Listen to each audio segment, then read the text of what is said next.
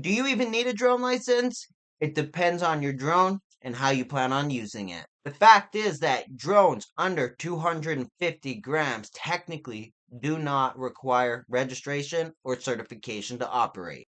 These drones are typically exempt for recreational use or hobby use. Standard drones, the bigger guys, especially the ones used commercially, typically require registration and certification to operate. Hobbyists or people that are just playing around need to follow basic safety rules and should register their drone.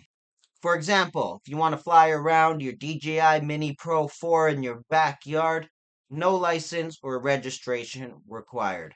However, if you want to fly around a DJI Mavic, map out a construction site, or shoot some real estate photography, you are going to need a certification and registration for your drone.